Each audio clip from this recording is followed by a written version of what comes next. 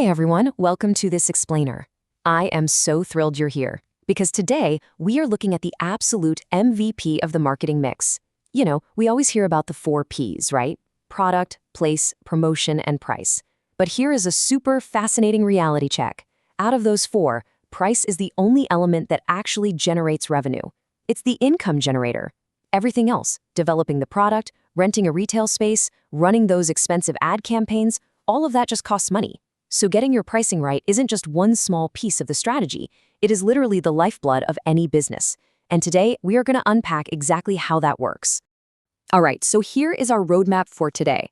We're going to hit 4 key areas. First, the sheer power of price. Second, 5 core pricing strategies. Third, modern pricing mind games. And finally, price elasticity of demand. Okay, let's jump right into part 1, the power of price, and how it integrates with the marketing mix. So pricing decisions are absolutely never made in a vacuum. Picture this. A company goes all out. They launch this stunning premium perfume, right? Rare ingredients, heavy glass bottle, gold lettering, the whole shebang. But then they price it super low. What do you think happens? Well, consumers aren't going to rush to grab a bargain. No, they'll instantly assume it smells like a cheap knockoff or that the ingredients are totally fake. The whole luxury illusion completely shattered. And that right there perfectly illustrates what we call the fit principle. Basically, a product's price has to align perfectly with the other Ps, product, place, and promotion, to reinforce its intended image. So a value for money brand, it needs a low price, obviously. But a luxury brand absolutely must charge a premium. That high price tag isn't just about covering costs, it's actively working 24/7 to reinforce that high-quality, exclusive status in your mind. The price literally has to fit the story they're telling. Moving right along to Section 2, the toolkit, we're going to look at 5 core pricing strategies. You know, businesses don't just pull a number out of thin air, they pick a specific strategy based on their goals, whether that's breaking into a new market, aggressively beating out competitors, or just making sure their costs are safely covered.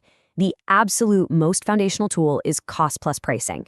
Let's look at a chocolate bar factory as an example. Step 1, estimate your units. Let's say 2,000 chocolate bars. Step 2, calculate the total cost to make them, which is $2,000. Step 3, divide those to get your unit cost, giving us exactly $1 per bar. Finally, step 4, add a percentage markup for your profit. If the factory wants a 50% markup, they add 50 cents, creating a final selling price of $1.50. It's incredibly simple, right? And it guarantees a profit on every unit. But here's the massive danger. This method completely ignores what your competitors are doing. And that brings us perfectly to strategy number 2, competitive pricing. This is exactly what it sounds like. You're setting your prices in line with, or maybe just a hair below, your rivals. Think about walking down the supermarket aisle. If you're selling laundry detergent and all the big brands charge between $5.90 and $6.10, you might price yours right at $5.99. Now, this is a brilliant way to avoid aggressive price wars, and it usually guarantees high sales volume because the price feels realistic to the buyer. But there's a huge catch here. If your manufacturing costs are higher than the competitors you're blindly copying, well, you're going to end up losing money on every single box you sell. Now, what if you're launching something completely brand new? You generally have 2 opposite ways to go.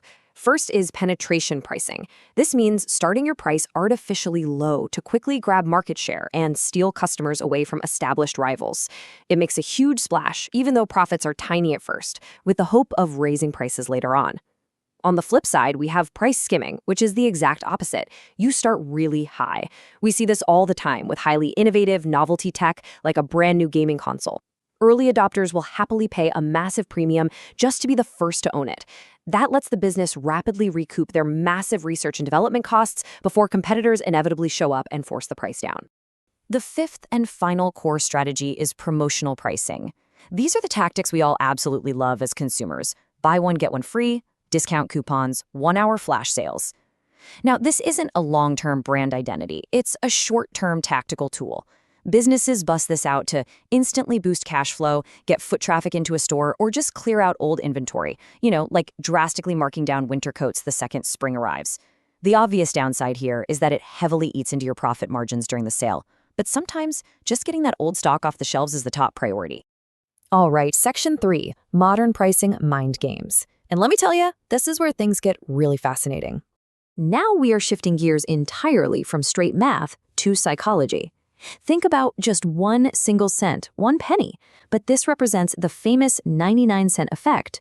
By setting a price just 1 cent below a whole number, say $9.99 instead of exactly $10, our brains actually perceive the product as being significantly cheaper. Even though the mathematical difference is practically zero, the psychological difference is massive. Because we read from left to right, we see that 9 first, and our brains instantly categorize the item in the $9 range rather than the $10 range. It's wild! And the mind games certainly don't stop there. Take the status symbol trick. Premium brands deliberately set their prices astronomically high. And it's not because the leather or the stitching actually costs that much. It's so high-income consumers can use that item to publicly show off their wealth and status. It's a feature, not a bug. Then, on the other end of the spectrum, you have the supermarket value trick.